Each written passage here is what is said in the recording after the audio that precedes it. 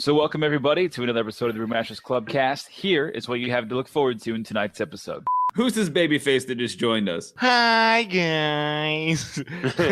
How do I sound good to you? Can you hear me okay? Yeah, you guys both sound like great. I just You sound like you're in the next room or you're in the next piece here. I'm in the next piece. I mean, you're sitting across the table from me, whatever. Is that a good thing? Is this a That's compliment? a good thing. It's a good Are thing. you coming on to me? What the fuck is this? Cue music. You know, I can do that. I can do that for a mixer board. So I'm going to do that next time. I can do that this time, actually. Hold on. Let me try this real fast. It'll be real fast, I promise. You tell me when to cue. Go. No, Yep. Nope. Donnie, this is a solid cut. Keep going, Ryan. Don't stop. The whole score. You crazy mother. Meow, meow. The whole score. Just keep going. Do not listen to Donnie. You're in the zone. I get it. No, he's not. He's out. Donnie, you ruined it. Donnie scrubbed the take. Well, if you don't know, now we'll know. Say the next word, I promise. Cue the music. And a 3, a 2, a 1. Nope, this one. Starting over.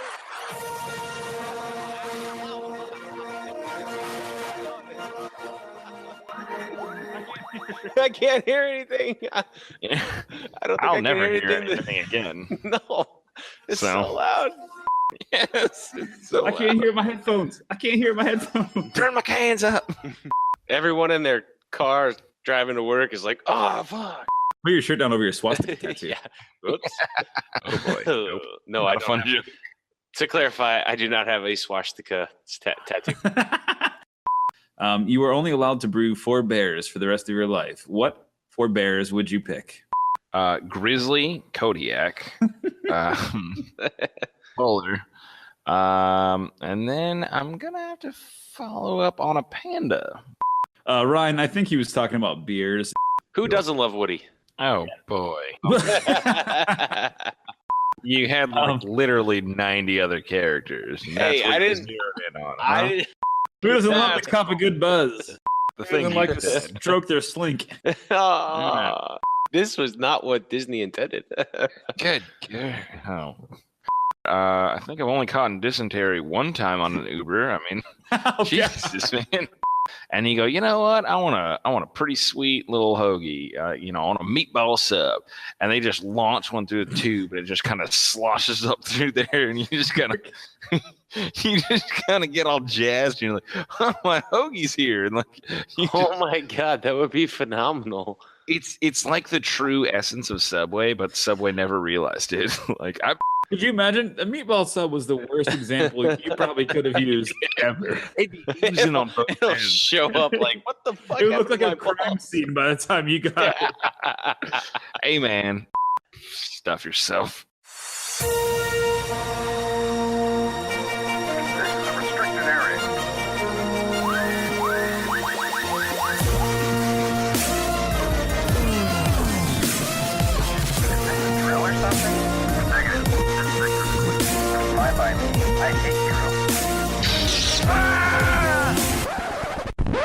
You crazy mother. Welcome to the official podcast of the Brewmasters Club, Craft Brews and Geek News. Sit back, pour yourself a pint, and let's get into it.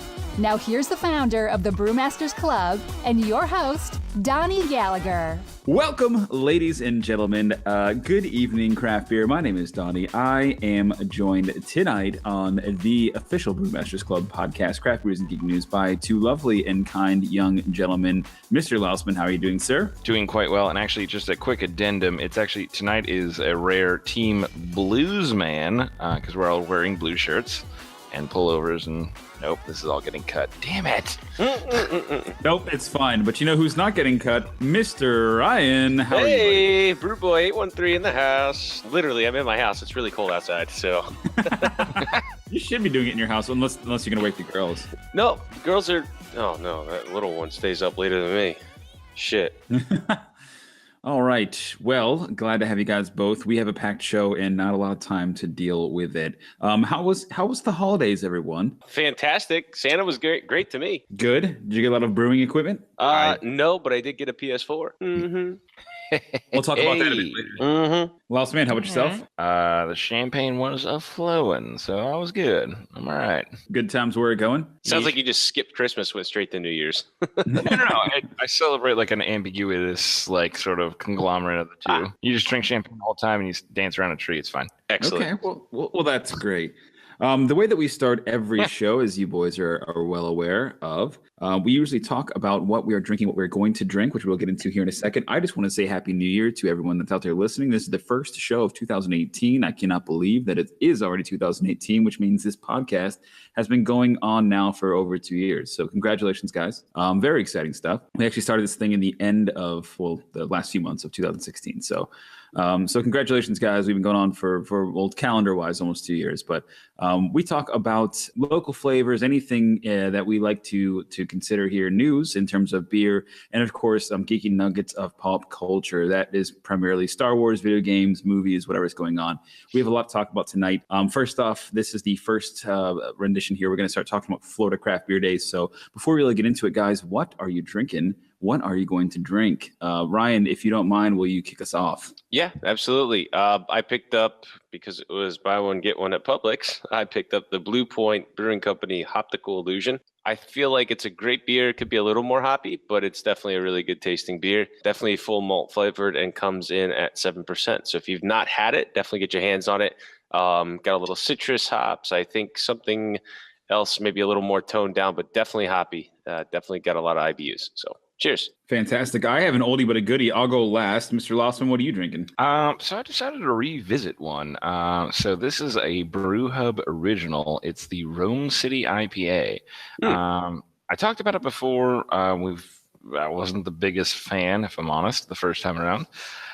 But I enjoyed it while at Brew Hub. And so I'd had, a flight, and I'd had all sorts of other, flavors going on and stuff like that. And I don't think I really gave it a good go. But this is actually, true to form, this is actually it's an IPA that's pretty much dedicated to the city of Lakeland, Florida. And so it's just supposed to be one of their reminiscent beers of actual Lakeland. So I don't really know how much they hit that nail on the head on that one, but it's a pretty decent IPA. I mean, does it have goose-like qualities? It's got feathers in the can.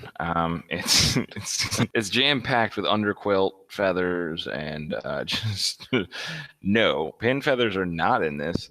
It's just a pretty good tasting IPA. And actually, I like the idea of it because, I've talked about Brew Hub a lot on this show, and it's actually something cool. They were able to say, okay, cool. Like, so we've got, we're going to make a beer. We're going to make something that's not somebody else's. We're just going to make it and call it our own and dedicate it to the city that we're made in. So I kind of like it. Yeah, it's pretty good in terms of anything weird. It's just got a pretty solid citrus taste to it. Not really out of the ordinary other than that, and that's why I disregarded it in the first place. But good IPA. If you have the chance, Rome City IPA, dedicated to Lakeland, give it a shot. When in Rome. Is Lakeland Rome City? I still don't get a tie into Lakeland. I don't know that part of it. I think that's the tie-in. Just when in Rome or when in Lakeland, just drink this beer. That could be. No? I don't know that to be. Oh, wait, no, hold on. Its founding almost named Rome City, but no one really knows why. So the city of Lakeland was almost named Rome City. I don't know why. That's a crazy looking can too.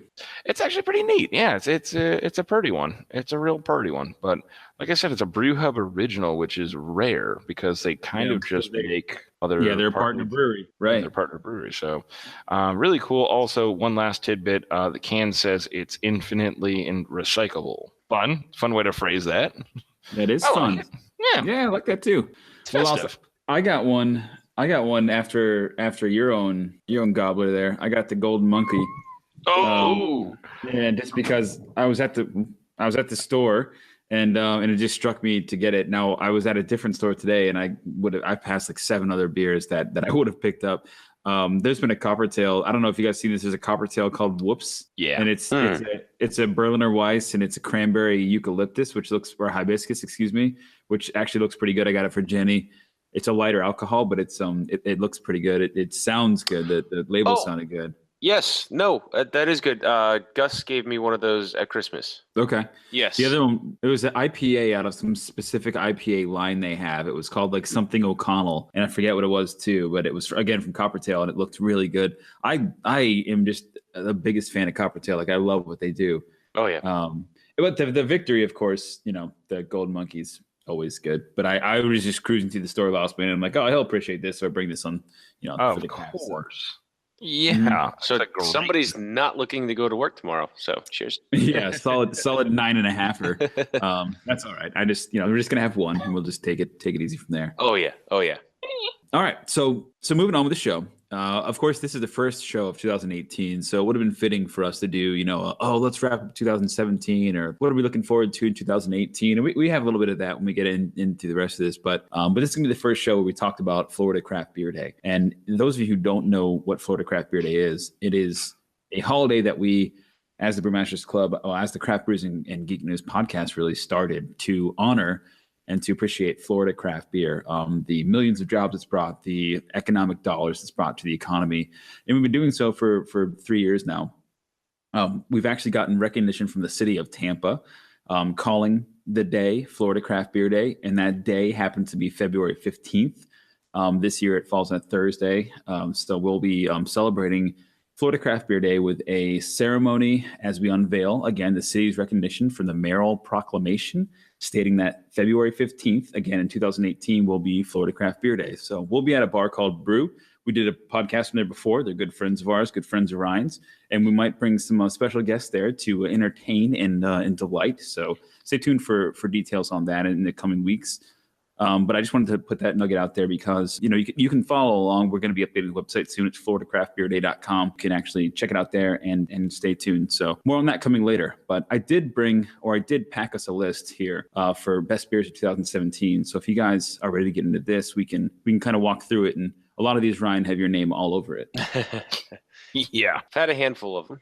I pulled this list. Basically, I went to Beer Advocate, and I just basically put in the list that was populated was actually this list here, and it was all the beers from 2017. But really, it was just about any beer that was ranked from Florida. So I put together this list to rank all of the best Florida beers, and these were accumulated over the last year and a half or so. And we'll kind of subset the ones that you haven't had, and we'll talk about, how we can get them or where we can get them, because there's a lot of local breweries on here to Tampa, which I thought was really interesting, with the consideration of Funky Buddha, which is not exactly here in Tampa, but it's damn close. So we can go ahead and kick it off with a Hunahpu, the Imperial Stout. So I can tell you, number one being the Hunahpu Imperial Stout, the double barrel aged version. I only had a little taste of that when we were at Hunahpu Day. So I've got a little bit more experience with number three. I'm going to skip number two, go down to number three, which is the actual Imperial Stout. So basically, they're just fantastic beers. You get a really good, chili flavor, but the barrel aged, if I can recall from memory, is just absolutely delicious. So yeah. So and we'll go through all the Hunahpus because there's like 8 different versions on this list. Honestly, yeah, Donnie. I mean, if you've looked at this list, there's 15 beers on here, and 3 or 4 of them are for Cigar City, which is awesome tribute to Cigar City. But it's the same beer, Hunahpu, 3 times. Oh wait, no, I forgot. Life is Like ... is also a Cigar City beer. So I've yet to have that one. But number one, Hunahpu Imperial Stout, double barrel aged, fantastic. Had it at Hunahpu Day. Only had a couple sips though. I'm not a fan of barrel aged beers for whatever reason. I just am not. But it was still very tasty, full of aroma, full of flavor. Hunahpu Imperial Stout is a treasured beer in my heart. And I actually just had the 2015 Hunahpu Imperial Stout on New Year's Eve. A buddy of mine invited us over. We had pizza. We had a bunch of different beers. And he had a bottle of the 2015 version. If I could tell you how sweet it was just fantastic. And then scrolling down, which, by the way, going back to number 3, if you follow us on the Craft Brews and Geek News Facebook page, you would have seen a photo of that. So you should already know I had that by now.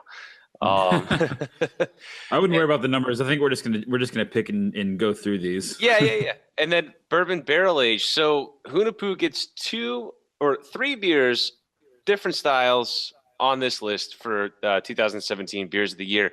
Can I interject? Mm-hmm. Yes. Highlight, nowhere on here. See, again, where I found this from was the number of votes that people had. So that if you can arrange it by votes and then by state and by brewery, and I chose state and votes. So the highest amount of votes per the beers coming out of the state of Florida is this list right here. But again, I mean, a lot of these I haven't had either. Yeah. I wanted to highlight this list because the Hunahpu that Ryan like raves about, and if you listen to, I don't know, every third episode of this podcast, you're raving about the Hunahpu, if it's their halfway there party or their annual release or saving a bottle or busting it out for a special, occasion. I just thought there was significance here because, like Ryan said, it's like 3 versions of that on this list. Which is pretty cool. And there's a lot of Cigar City on here, which is pretty cool. And Cigar City does make really good beer. They do. They just do. What's not on here is the strawberry version. I had that, and I thought that was absolutely fantastic. So maybe just what I thought about was weird about this too is that the Coppertail wasn't on there anywhere, and I was just raving about Coppertail. Like I think that they're one of the best breweries in the state. Honestly, I've had a lot of Florida beer. I mean, maybe they're just not big enough. They don't have the distribution. I don't know, but the branding, the beer, the labels, the flavor, the styles they try, I love everything about Coppertail. Well, you know what I'm picking up about this list, and to what Laos said, why isn't the Highlight on here? Highlight is a damn good beer. Was that German? Like a second ago, you're like, why is this one? Sorry, but no. Pull your shirt down over your swastika tattoo. Yeah. Oops. Oh boy. No, I don't. To clarify, I do not have a swastika tattoo. You added an H. That is literally a German thing to do. That's what Nazis do. Oh, yeah, 9. Nope. 9. No. No. Ryan's not. We said his code words. It's a trigger. No, this list. I think this list is made of beers that are not brewed monthly and all that. They're brewed once to twice a year. The Hunahpu once a year. Last Buffalo in the Park, you get that once a year based on what's left over. Based on the last snow, they barrel age that. That's the Last Buffalo in the Park. I could be wrong, but it looks like most of this list is exclusive. Also, yeah. Well, they brew that twice a year, once in the beginning and once at the end. That might be actually the same. Anyway, doesn't matter. Once a year, you get these. So, I mean, even Funky Buddha has 3 or 4 beers on here. So these are rotational beers. They're all seasonal. They're not just on tap or available yearly like the Highlights. So I'd like to see a yearly available for list. But well, we could subset it by that. What I'm saying is that this clearly means that these beers are all pretty special and people love them in certain regards. So they're annual for a reason. Laos man, I'd like to see a Highlight available annually. I mean, to counter your point, Ryan. The White Oak. No, I'd like to see a perennial Highlight in my fridge, like just one that's always available. Okay, because that's how much of a fan I am. I mean, I love them. It's a great beer, but the White Oak style is once a year. So, to that credit, but that's not on the list. So what I was trying to get with this is to say that Florida makes some pretty good beers. Each one of these had 1,200 to 15 to 1,700 votes, if not over 2,000 for the first 5, I think. So it was just pretty impressive to see that people really like this stuff. And the ones that are seasonal, like we've mentioned, are basically everyone on this list.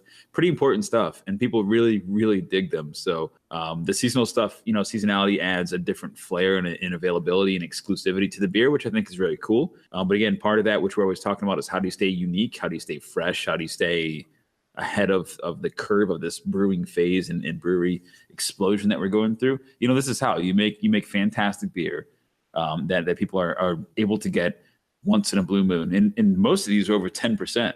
So, yeah. Well, except for the dragon fruit, that's at 3.5. So, yeah. Which I'm pretty sure I had. I'm pretty sure that's what I had when we were in Lakeland else, but it could be wrong. At the bar, the hipster bar. Yeah, the hipster bar. Oh, yeah. Now that place is great. Oh, man. The compound? Yeah, the compound. Yeah, it was pretty good. Oh, yes. But yeah, no, we won't go on about that. All right. Well, before we move past the brewing section, I did have a couple of quick questions for Ryan, basically. And Laos, you can chime in too, because I'm sure you'll have some commentary. But Ryan, there was some fan questions that were submitted, and they were all brewing related. So one was from LER, which is basically some intro to brewing stuff. She wanted to know 4 or 5 quick questions and you just give them to me rapid fire, okay? I'll try my best. What's your top tip for new brewers? Top tip for new brewers: sanitize everything, and don't use extract malt or malt extract, however you want to say it. Lightning round. All right. Do you use a kit or your own recipe? Started with kits, then developed my own. Now, I think, caveat to this one, because I think own recipe, basically, you go in and you say, hey, listen, I'm trying to achieve this kind of flavor, and you build a recipe. It's not necessarily Ryan's recipe that you built yourself from scratch. I mean, now maybe when you're 50 plus brews, but beginner's tip, you probably weren't doing that. No, I mean, well, wait, so what are you asking exactly? I'm saying, like, you don't have your own key recipe. I mean, you have a couple, I know, but like you didn't start out that way. You had built a recipe, you tweaked a little bit, and then you kind of went there and selected the grains and did it yourself. Oh yeah, definitely. Once you get a couple brews under your belt, you'll learn what the grains taste like. You'll learn what the wort tastes like, and how to kind of gauge your flavor profiles. That comes after a couple of brews. But yeah, if I could go back in time, I wouldn't have started with a kit. So, okay, 2 questions left. Why do you think people homebrew? It's fun. It's absolutely amazing. I have a fermenter on my counter right now. Well, I have a fermenter on my counter right now. It's like fish. It's like watching all the yeast swim around and, turn all that sugar to alcohol. It's cool. It's like a science project every time. And what do you think hesitation is to people that aren't homebrewing or haven't tried it yet? Overly complicating it. It is, so it seems like it's a hard task. It does take a couple of hours, but once you do it a couple of times, you start to realize, hey, this isn't as hard as I thought. So yeah, don't overcomplicate it. Keep it simple. Okay, good answers. Thanks for the lightning round. Louse, the next question is for you. This is from John T, and I had a feeling you were looking at this one. A little game, and I'm not going to correct any typos. You were only allowed to brew 4 bears for the rest of your life. What 4 bears would you pick? Grizzly, Kodiak. Does Ewok count? No. Polar. And then I'm going to have to follow up on a panda. Yeah, that's a panda. Good choices. Ryan, I think he was talking about beers. If you only could brew 4 beers for the rest of your brewing history, what would those be? Oh, like the style? Style of beer. IPA, Belgium, Porter, Stout. Okay. Are those easier than others that you found, or you just enjoy brewing those more? Porters and stouts are pretty tough just because it's a delicate blend, but the hardest is lagers because you have to wait 4 months, and that sucks. Yeah. I'd say for my list, the hardest is a polar, primarily due to the geographic location to nowhere else. Yeah, that's what I'd have to go with. Freezing blocks of pig blood really is just tough. Yeah, no, it gets difficult at temperature. The last question for Ryan. Would you or have you ever thought about brewing a Dogfish Head 120 clone? And this comes from an unknown Facebook user. I've not tried the 120 clone, but I did just try to make my own 60-minute IPA. So I think that's kind of close. And if I wanted to, I could probably try a clone or second best, because nothing's going to top the 120. No, the 120 is classic, but there is a recipe out by the Homebrewers Association, homebrewerassociation.org. Look it up if you guys want to try it. Thank you very much for playing along in this week's game of fan questions. Can you just insert a bear noise? Like a bear noise right now? Just like,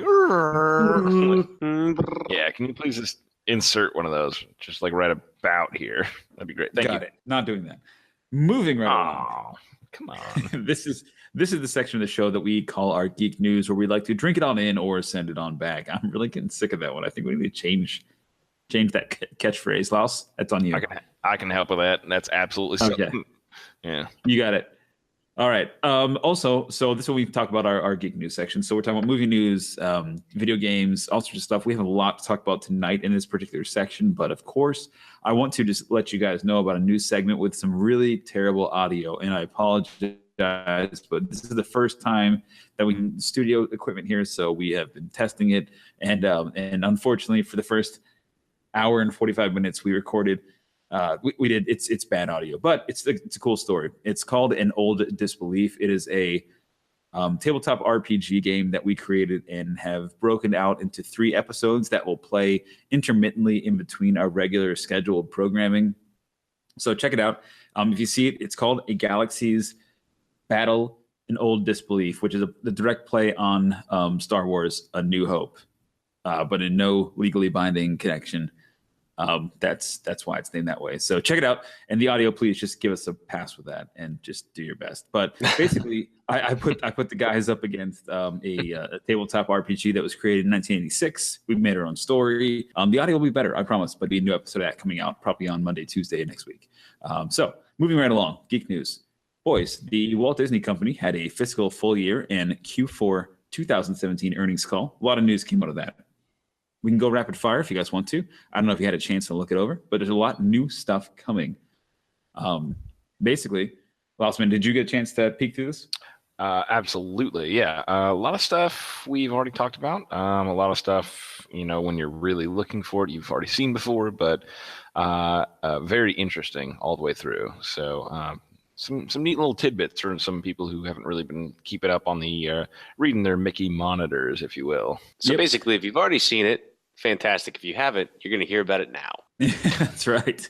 Essentially, I'll just hit some of the ones that I thought were very much the highlights. The Great Movie Ride closed at Walt Disney World, which I think everybody kind of knows. That was the Hollywood Studios, and that closed on August 13th. We actually wrote it on August 12th. Lausman and Company. I don't know if you remember that. But that will be opening for Mickey and Minnie's Runaway Railway. I think that's pretty cool. It's putting guests into a classic 2D Mario Mickey cartoon. Galaxy's Edge will still be opening in 2019 at an undisclosed date, which we do not know, but that will be Disney Hollywood Studios' newest land because Toy Story Land at the Hollywood Studios will debut in summer of 2018, so this year. That's pretty cool. I don't know. Are you girls into Toy Story at all, Ryan? No, but they are into Star Wars right now. So, but no, not Toy Story. Not a little bit, but not much. No. Well, I bet it'll still blow their minds if you go there and take them to a place where they can see all the toys and ride the rides. And kind of stuff. Who doesn't love Woody? Oh boy. Just you had literally 90 other characters. Hey, I didn't say who doesn't love the cup of good buzz. I know. That would have been fine, but the thing like to stroke their slink. It's just this was not what Disney intended or Hollywood Studios intended. Good. Oh.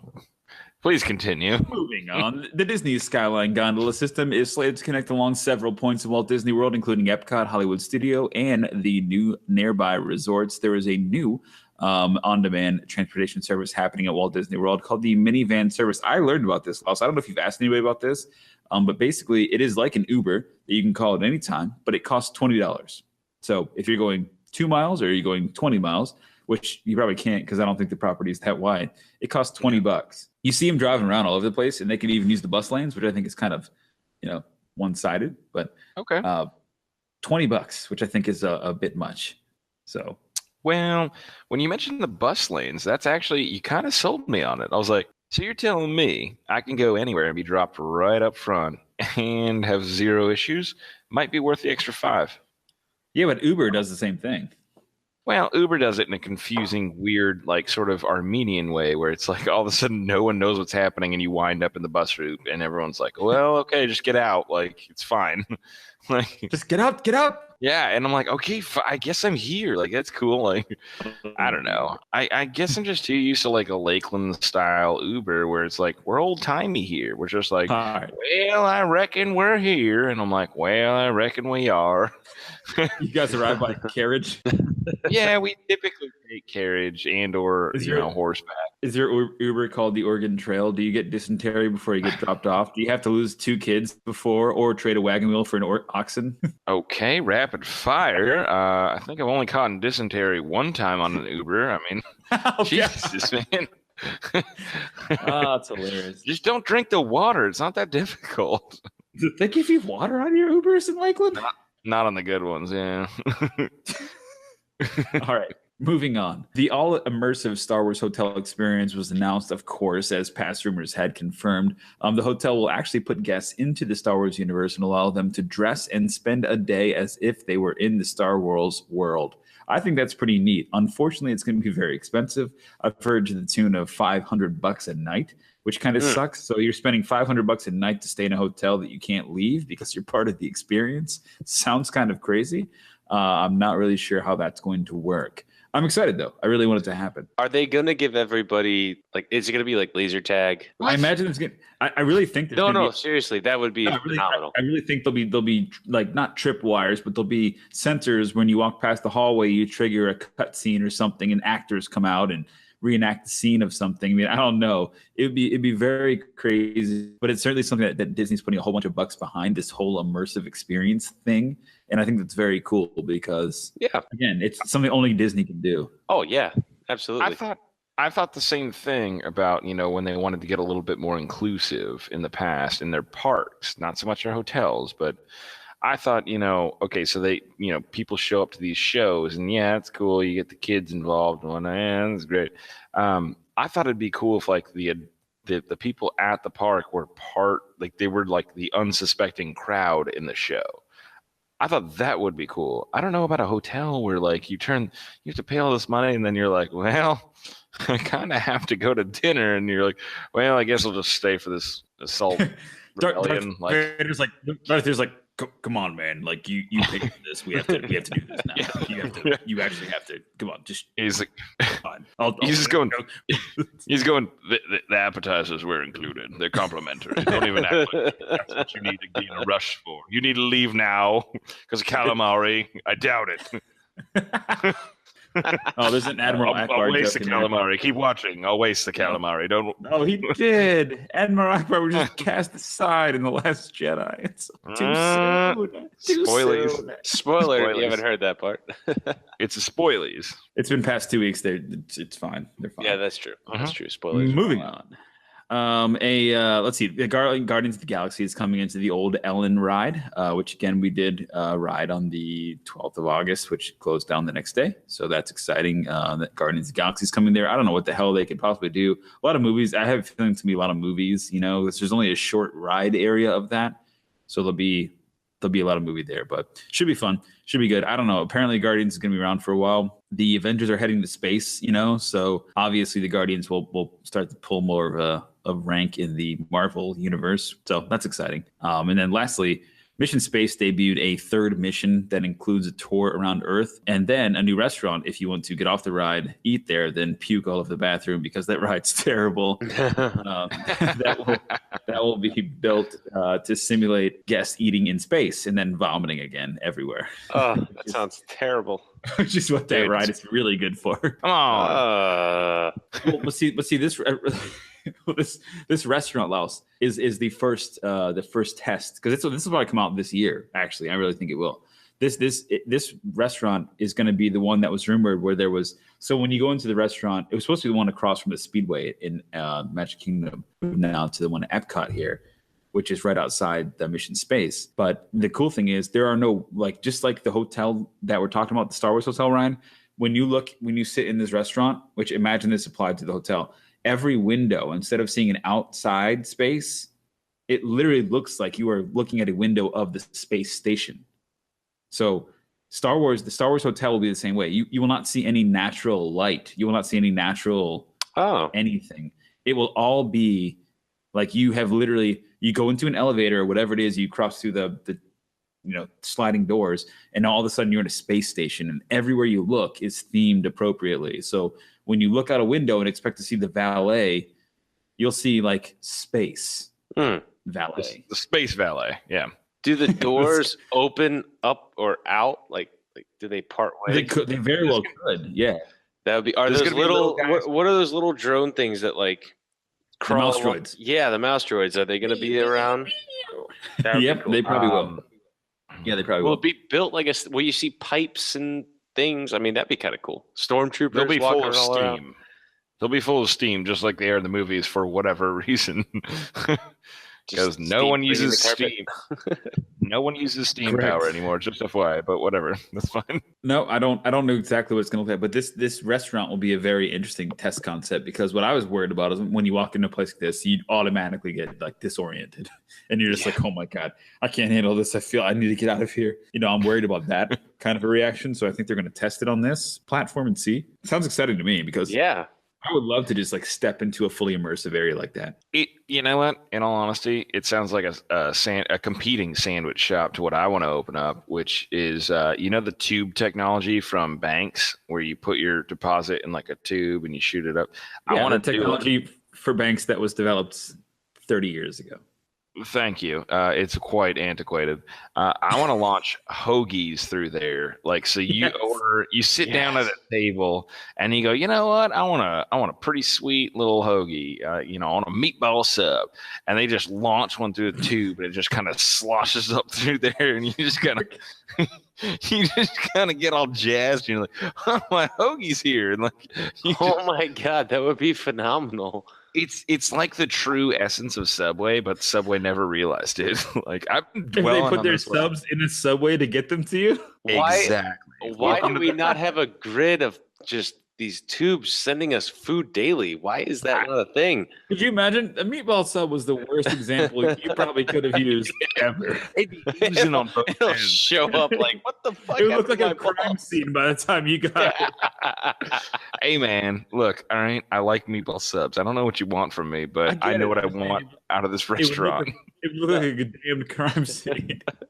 What you do is buy up an old bank and then just redirect the tubes and make it work. Oh my god, that's such a great idea. No, that's a terrible idea. No, it's not. You know what a better idea? Best drive-through ever. No, Sonic. It's not a drive-through. It's not a drive-through. It's got to be a table.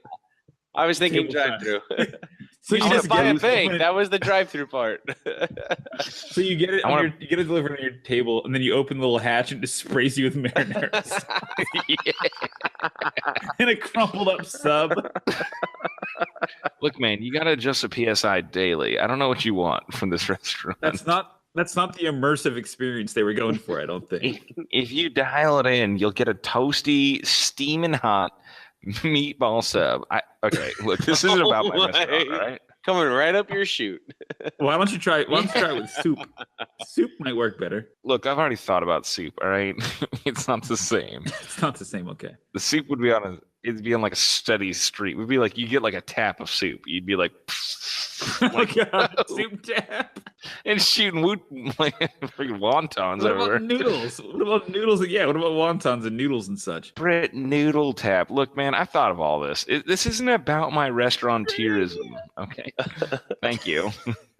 I'm loving it. That. I think it's a fantastic idea. Again, this isn't about my restaurateurism. Okay. Can we move on? Yeah, we're moving on. All right. So anyways, in the same vein of the Disney piece in Laos's Subway. That is a Subway. I think the name has been taken though. They already did it in WALL-E. Like, this isn't a new technology. Okay. All right. Anyways, in the same vein is all that, not what Laos said, but the Disney stuff. Marvel Phase 3 is ending, and we're gonna see it wrap up with the Avengers 3, which is the Infinity War. We're gonna cover that a whole lot more. I think in the next few months, next few weeks, really looking forward to T'Challa's new suit and the Black Panther. I don't know about you guys, but I'm looking forward to the Black Panther. I think it's gonna be cool. I'm afraid that the tropes are gonna be replayed pretty standardly, like Tarzan meets Captain America, where they're enemies and then they're friends again, and then by the end of it, they're fighting the same bad guy. I think that's how it's gonna kind of play out, but I'm excited to see it either way. So just to wrap up the Disney piece, are you guys excited about Marvel Phase 3? I am excited about the end of the Infinity Wars, as I am confused about the end of the Infinity Wars. You're right. I've been perplexed by that since they released the poster. I was like, the hell is happening here? Are we starting or ending this thing? You never know.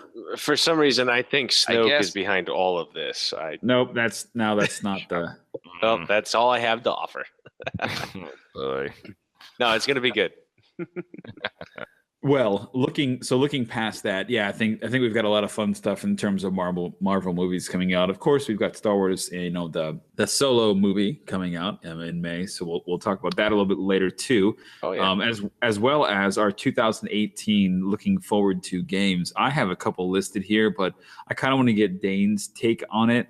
Briefly, I want to touch on two things. I want you guys, of course, as well, but I want to touch on two things here, just because this is going to be new to our audience that is not necessarily understanding the fact that Ryan is brand new to video games in general, short of 1983 classic Super Nintendo. But Ryan has been playing a lot of Battlefront 2, as well as we all have. I think we took probably half the month of December and gamed pretty regularly. So Ryan, the newest, not only Star Wars fan and video gamer in the group, how are you feeling about this Battlefront 2 thing, man? Just finished it. I actually thoroughly enjoyed it. Had me hooked from start to finish. It took me a while to kill one of the main bad guys in the first part of the storyline. It took me about 5 or 6 hours. It did not take me that long. I had him in like less than 30 minutes. Well, it had me for hours. Which you did good, bud. You hung in there. Yeah, I did. I'm sorry. I wasn't trying to deflate your story. At one point, Thanks I had for telling me. it going for like an hour and a half, and I kept looking at the clock. I was like, I gotta go to work tomorrow. And then I kept looking at the clock. I was like, I gotta go to work tomorrow. And then I was like, fuck it. And I just committed suicide after like an hour and a half of like flying around. Yeah, it was terrible. I was dizzy, and like I even had visions of flying upside down the next day, like as I was at my work computer. Yeah, it was pretty bad. No, I've thoroughly enjoyed it. I mean, I've not played too many video games, but it's definitely got me hooked. And now I'm playing all the online stuff, and I'm all equipped with all the different things. So, yeah, it's been fun. I'm getting better.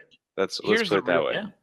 Here's a real question. How many times when at work in the following morning did you scream at customers for the Chancellor? That's none. That's an old throwback. Well, that's an old throwback, but you'll appreciate that. Throwing back to a game that you didn't play, which is the original. Yeah. Okay, well, I've got a sweet deed on that, just FYI, but we don't have to address it now. We can. Rando, fun fact, I got this information only 12 hours ago, according to IGN Gamer, but the original Star Wars Battlefront 2 received an update 12 years after it actually originally launched. Oh, that's awesome. It's for PC only, unfortunately. It's not for consoles. Bullshit. But it was to kind of sort of bring everything up to speed for them. It's almost like they saw a rise in the game that would not normally have come about. And so it was to fix some minor bugs, is what they specified. And then they also said that it was to be cross-platform between Steam and a GOG. I'm not familiar with that one, but it looks to be like a video game streaming source. But, a GOG, of course. Yeah, GOG. Yeah. Of course, yes. That's the one. I pronounced it correctly. No, I pronounced it correctly. Okay, we'll figure it out. Yeah, so they're actually going cross-platform apparently, but it's PC to PC. So however you want to look at that. But actually, they were to be able to make sure they were doing minor bug fixes. They were keeping up on appearances, basically, being able to do things like having Steam names actually show up in actually while playing. So Ryan, you're not aware of this game, but the original Star Wars Battlefront 2, it was a great time. Me and Donnie have lost it's a very good game. Very good game. So what I've been playing is not really Battlefront 2? Well, it is, but it's not the first Battlefront 2 if you really shouldn't this be Battlefront 3? It should, but it shouldn't. You can make the argument. No, I'm not making an argument. I'm just asking, what the hell? Well, you're asking quizzically, so it sounds like an argument. Well, I'm asking because they're calling this Battlefront 2, but you're saying a game from 12 years ago is actually Battlefront 2. Is that what you said? That's correct. It is. Yeah, but see, the real monster here is EA. EA is the real monster. They made a Battlefront 1 a couple years ago, and then they made Battlefront 2 to be the supplement to Battlefront 1 that they made. Makes sense. And they're beautiful. Yeah, Battlefront 2 and Battlefront 1 from the original Xbox and whatever was a different game. Very good, though, very different. But we will get into this at another time. Okay. We have We have Battlefront 2 chat. We have games from 2018 to look forward to. And we have a large conversation that needs to take place over a little thing called PUBG. If you don't know what PUBG is, Google it, YouTube it, download it on on PC, buy it on Xbox if you're Richard and you want to, but learn up on it, because next time you hear from us, we will be talking into great detail as to what is coming up in 2018, this PUBG thing, Ryan's Battlefront 2 experience, and much, much more. So, boys, I'd like to take this time to establish where everyone can find you guys, whether it be on social media or otherwise. Where can the good kids find you, Ryan? Yeah, Twitter and also Instagram at BrewedBoy813, and also hit us up at the Craft Brews and Geek News on the Facebook machine. And Mr. Lausman? Before I do my intro, I would like to do a quick subset of this. Why isn't Ryan's name on Twitter Ryan's Delts? Like, it could be great. It's like a he who smelt it Delta situation plus Ryan. I don't know. In any event, you can find me. You can find me on Twitter at Mr. Lausman. Just go ahead and cut that out there, Donnie. I liked it. No. We should keep that in there. That'd be cool, right? Orion's Delts. Whoever selt it, dealt it.